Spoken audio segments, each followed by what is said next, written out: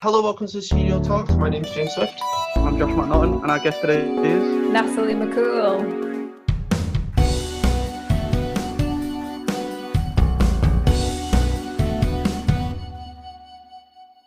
Hi. Hey Natalie, you okay? Good, yeah, thanks. Excellent. So how are you doing within the lockdown?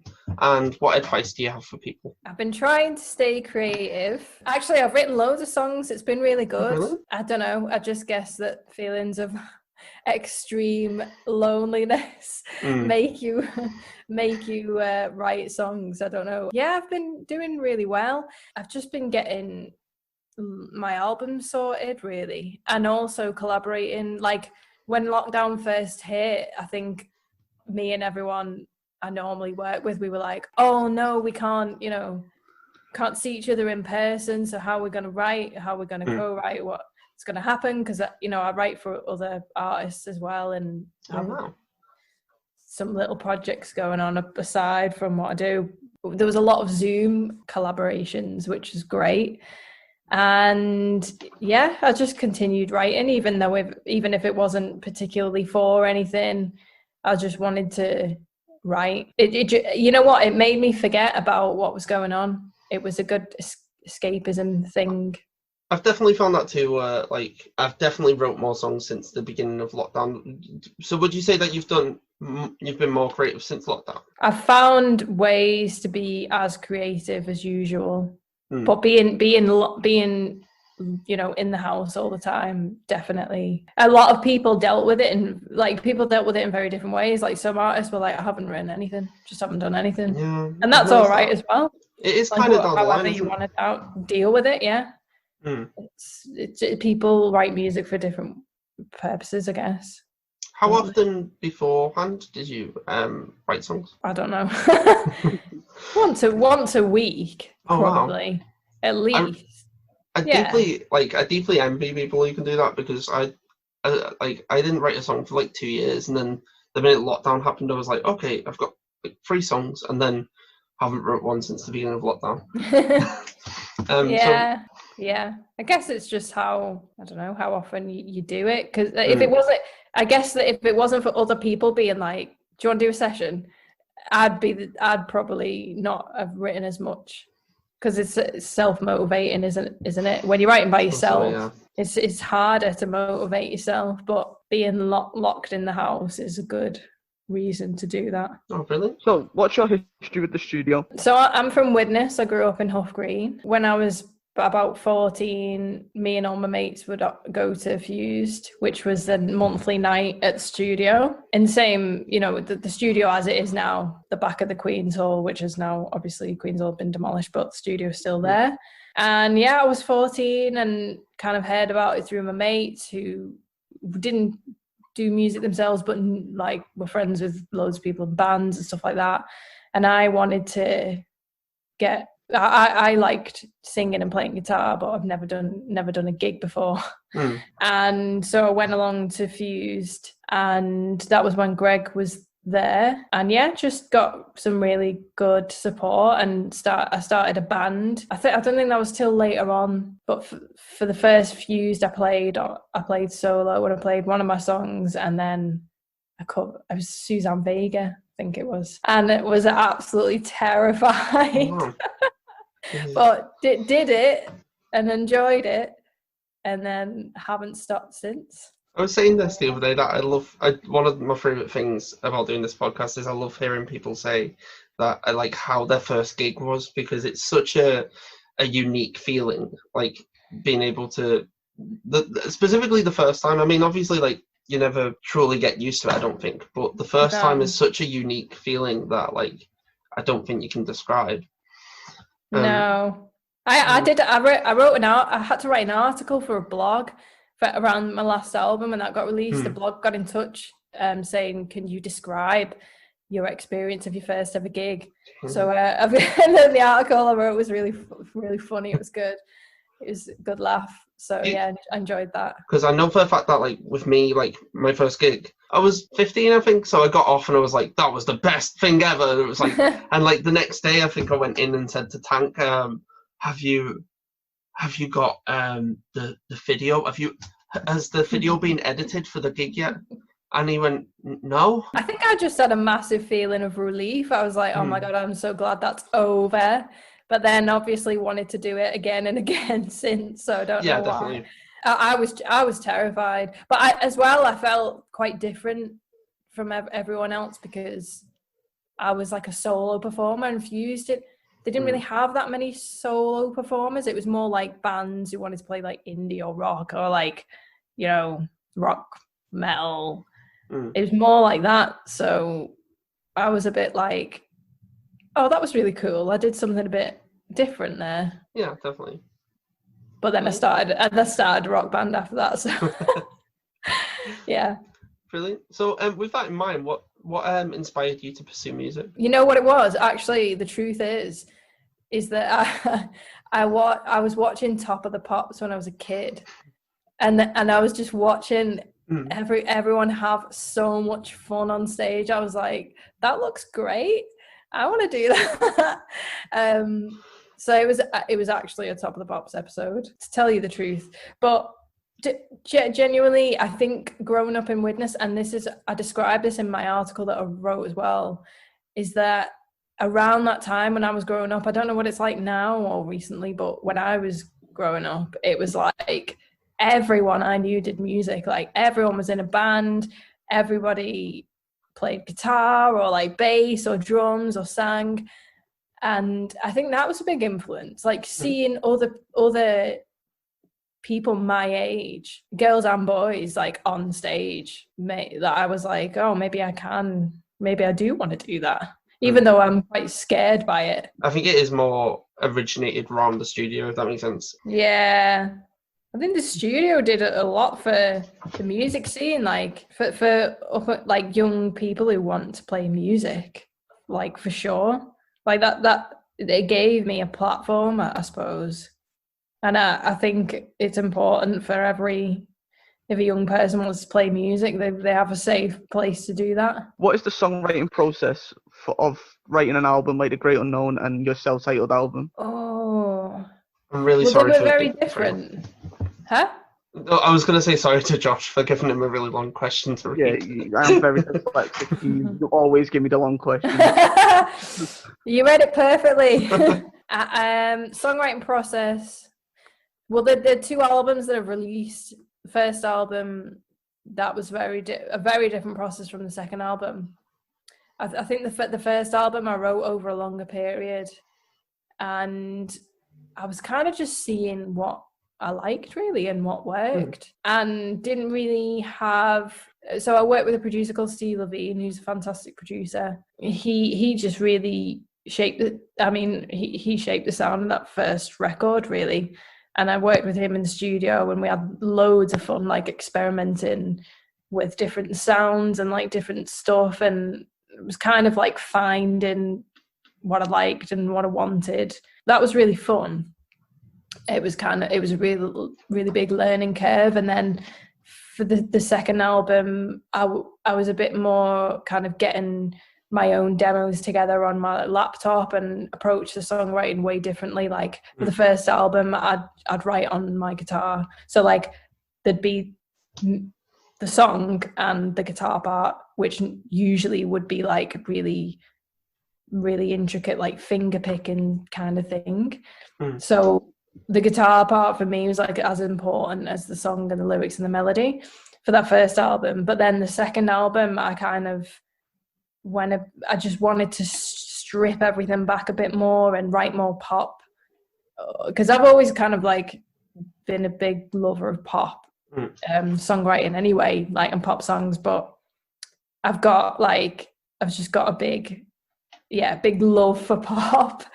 So the second album is way more poppy and way more electronic, and I wrote that basically just I demoed it on my laptop with just against like drum loops and synth bass.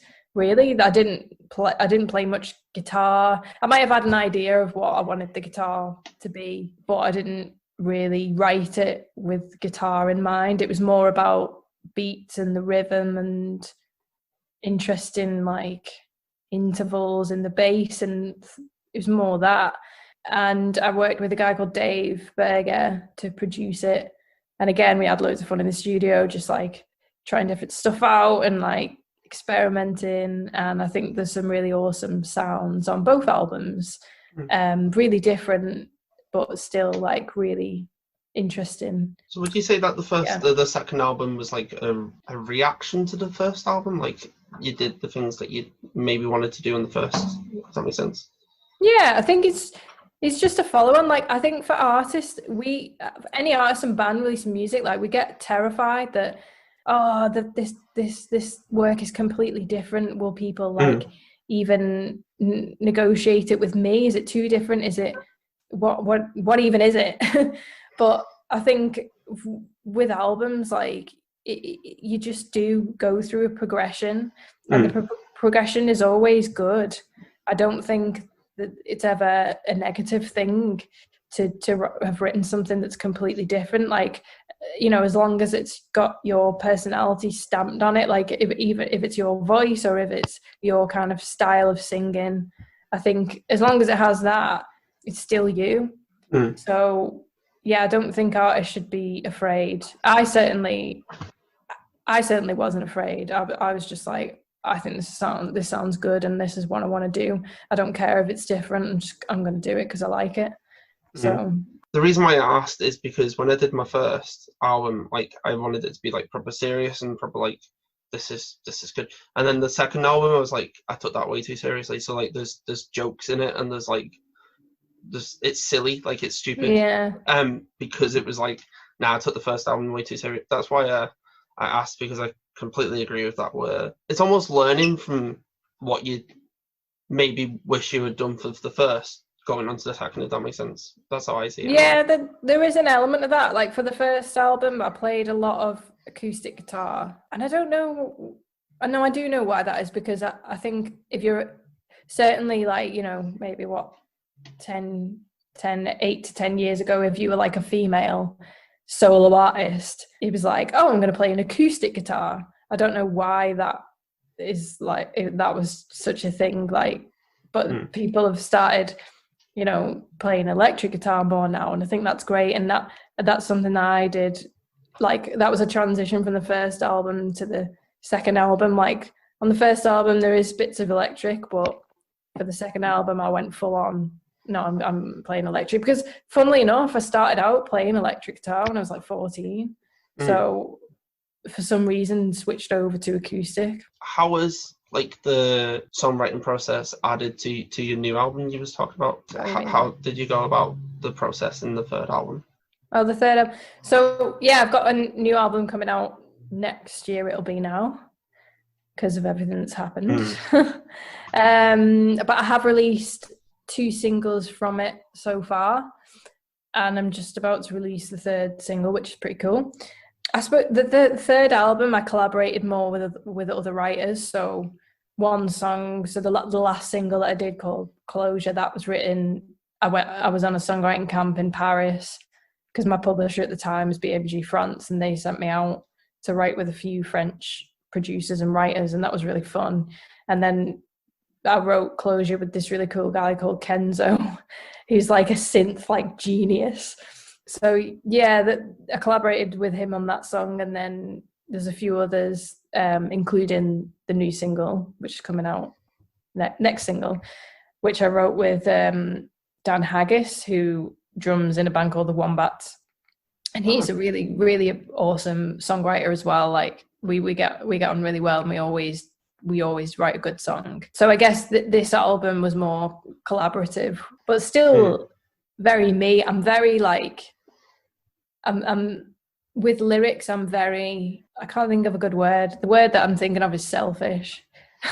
I have to write my own lyrics. Like I can take like ideas from people if it's for my own stuff. I just have to write lyrics. But yeah, this album it's still pop, it's still indie, it's very guitar orientated, very synth orientated, similar to the last album, but the songs I guess are a bit more about the songs are kind of about the shift from childhood to adulthood, and like focus on memories, and like how like the idea of growing up and being mature kind of makes you less confident. I don't know, like, or like you question yourself a bit more. So it's about feelings of like not belonging or being lonely or not being good enough, but then it's still got kind of witty elements. Like Closure, the last single, was about like breaking up with someone and then just wanting them gone out of your head, just so much so that you bury them, like you feel like, right, they're dead. So it's kind of like got elements of humor as well. So it's kind of like serious, but you can kind of take the mickey out of yourself for feeling like that, which is quite fun, really. I feel like a good artist can take the mick out of themselves. Does that make sense? Yeah, my favourite songwriter, well, two of my favourite songwriters, Amy Winehouse and Alex Turner, like they use wit all the time and they're really clever with it. And I think that is the mark of a really great songwriter, is just to make people laugh, but it's still an amazing song. Yeah. I think that's really good. With that in mind, would you like to play a song for us? Yeah. I'm going to be really DIY about this. Okay. Because normally I do have like proper setup, and I'm just going to play acoustic. Good. That's fine. So this is the first single released from the album. It's called Someone New. It's normally quite electronic, so I encourage people to check out the recorded version because it's very different from what I'm about to play. Okay.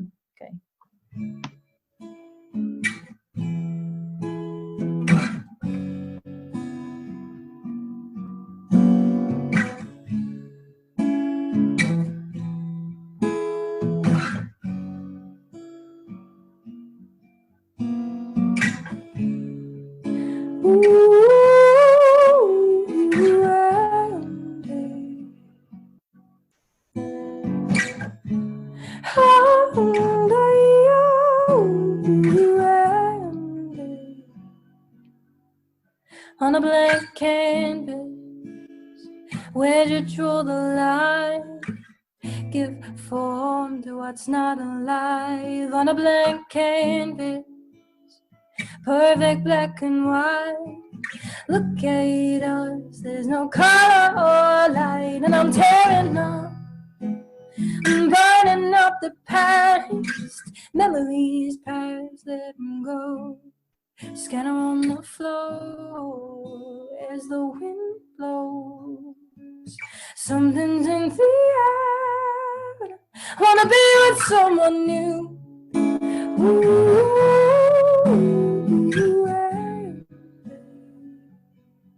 I wanna be with someone new.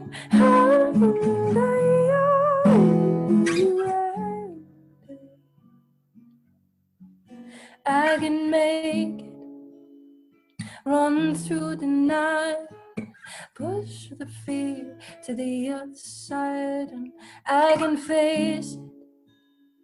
Now I realize there's none of my universe in your eyes. Oh, something's in the air, and I should tell you. I wanna be with someone new.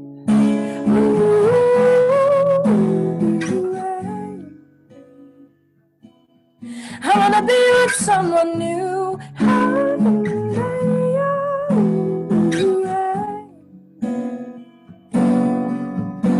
want a brand new picture in a rose-tinted frame. I'm sorry to hurt you, but it's not the same. I wanna be with someone new.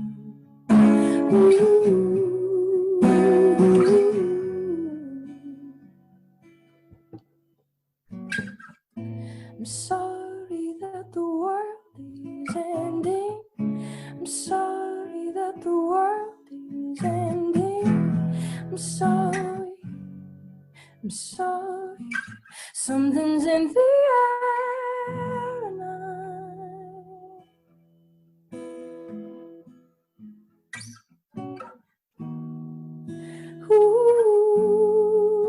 I wanna be with someone new.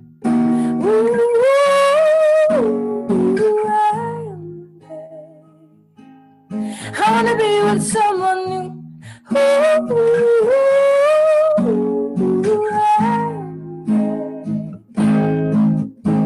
want a brand new picture in a rose-tinted frame. I'm sorry to hurt you, but it's not the same. I wanna be with someone new.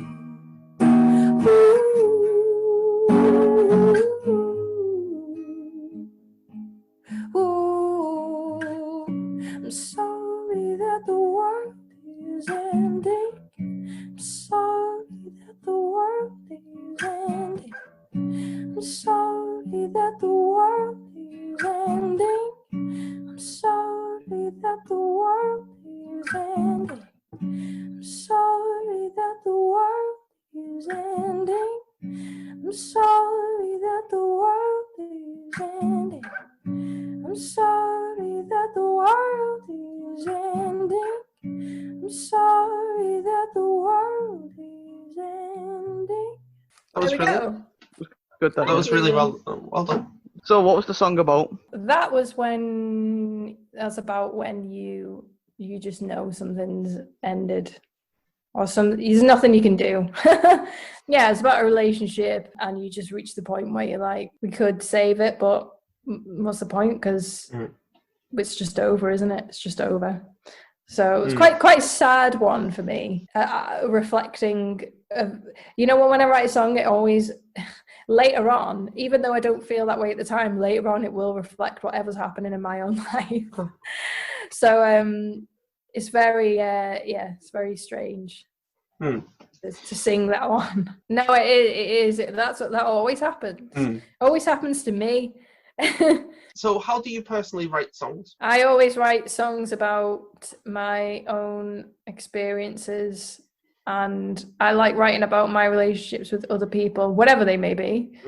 And it's not always about love relationships. It is every single relationship. I was thinking about this. Like, there's 3 reasons I write songs. I write songs because I find them a very unique way of expressing how you feel and what's going on. Like, it's a very unique thing to be able to do.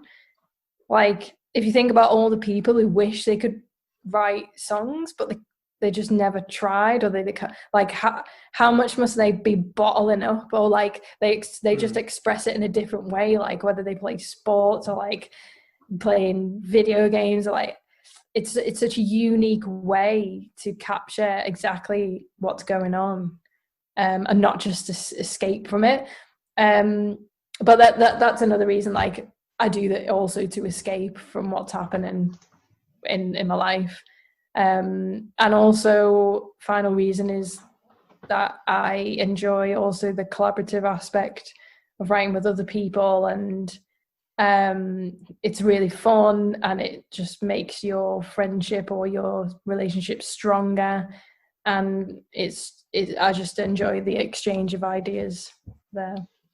Do you ever write songs as like a method of saying something to someone that you wouldn't necessarily feel okay saying to them, if that makes sense? I have done that. I did that on one of the songs from my first album. Well, no, that's a complete lie. There is one song there's 2 songs on my next album. Definitely, I would never say it to the person, but I've written about it. I have done it. I think it's a bit. It only works if it's kind of like not obvious.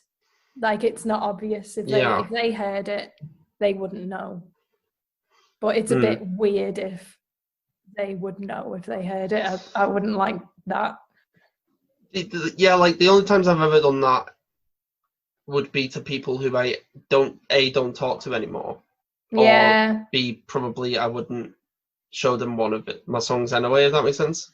I wrote a song about the guy who bullied me in school, and I'm never gonna ever go up to him ever and be like, hey, I wrote a song about you.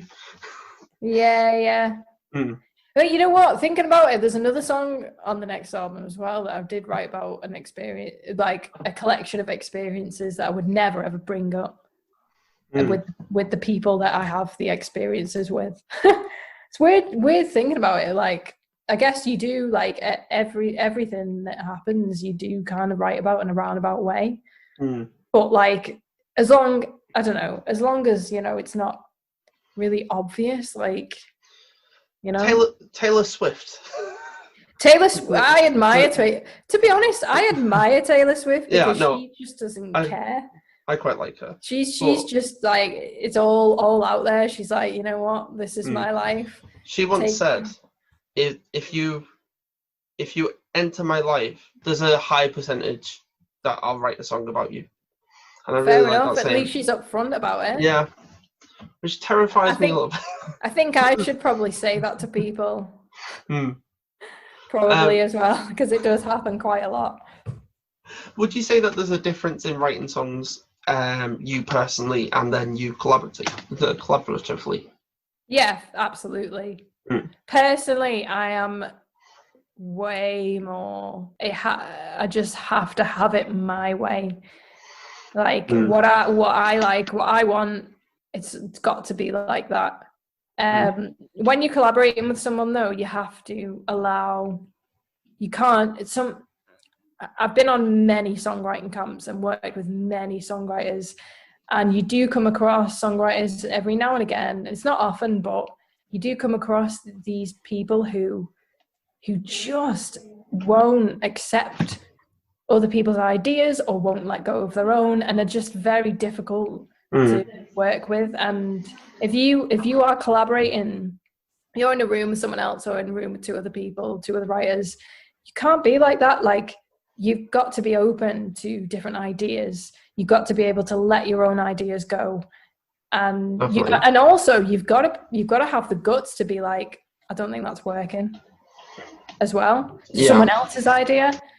So it's very like, it's a very weird situation, but I love co-writing. Like, I absolutely love it. I think it's so fun, and I have, like, I can count the weird sessions I've had on one hand. Like, I don't think I've ever really had a really weird or bad session, because it's just a laugh.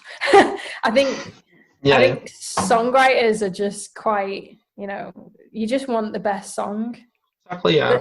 The song is what matters, not your own personal feelings. I think that's the thing, isn't it? Like, you're both going into it wanting the best song to come out of it, so it makes sense that you maybe put aside the stuff that some people can't let go of their egos, though, for sure. But I haven't met many, and it's been a joy to, like, write and keep writing with other people. Like, it's great. I really enjoy it. I'm more free, but when I'm on my own, I'm way more critical and way more. Yeah. No, that was rubbish. No, I don't like that. Yeah, I really like this. I think that's everyone though, really, innit? Yeah. I've written songs before, like, and I'm like, I'm not gonna bend that. Yeah. Forever. Yeah. Yeah, I'll do that. And but sometimes you're right. You feel that way about a song, but then you remember it and you're like, oh no, actually, I quite like that. Or like, you like an element of it, and then you'll work on that further, and that'll become something else. And then I think the key to that, though, is writing more songs. Like, when you haven't got, like, much material, you kind of tend to focus on, you know, if you focus on the ones that maybe, oh, it was okay, but that's only because you haven't written something you're like, oh yeah, that was great. You know, that's how I get around it. It's just constant writing, because it's a skill. It's a craft. And you can be like, you know, the Alex Turners of the world and the Amy Winehouses, like, you know, you've got to have a natural knack for it, but it is a craft at the end of the day. What have you got coming up musically then? I've got loads coming up, and I'm dead excited. I've got a single coming out. It's coming out at the end of September, on the 25th of September, and it's called Devils. and you can pre-order it now on Spotify, which is dead exciting. And yeah, I've got that single, which is from my forthcoming album, and my album will be out next year, probably around April, May time, I'm guessing. But it's yet to be announced.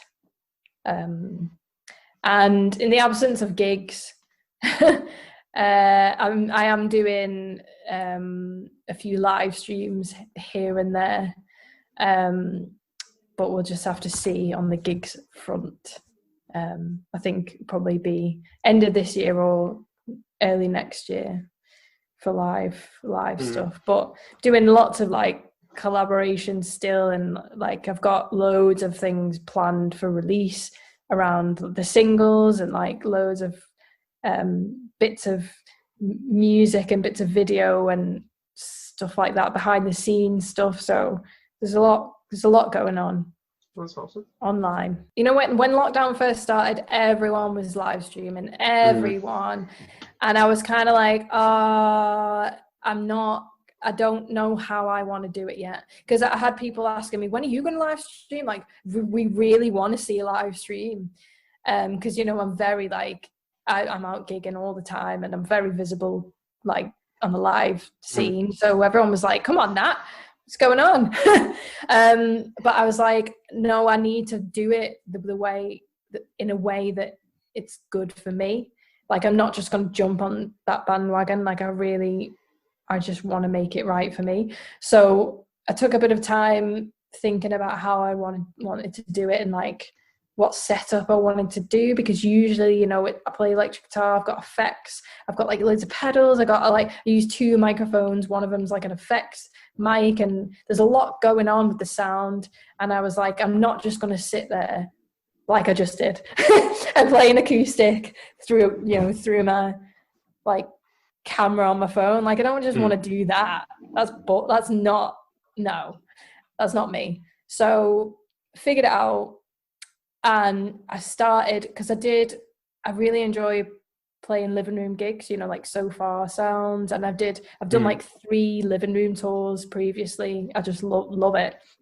And then so I thought maybe I could do something that's related to that. So I started my own live stream series, like like bi-monthly series called Living Room Live.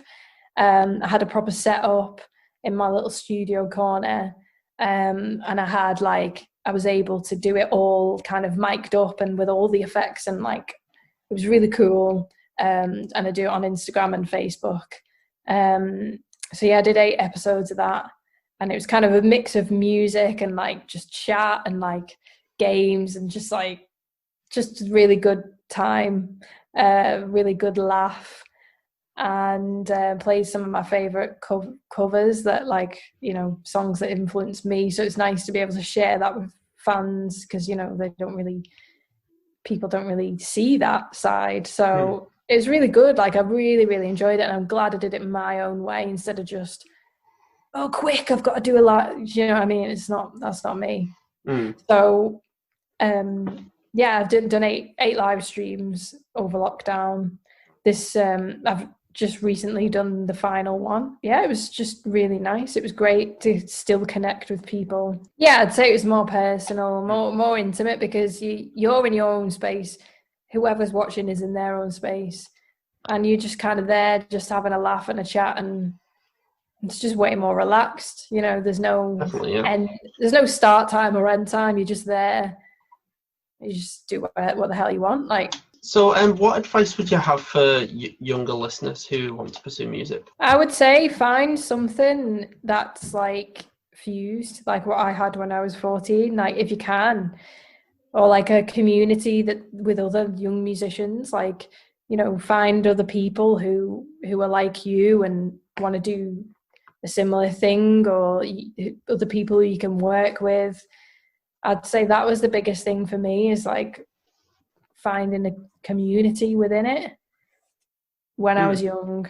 And I would say just try and play live as much as possible. Like if you want to be a live gigging performer, if that's the type of thing that you want to do, you know, find a space where you can do that and it's safe for you and it's, you know, you're getting support.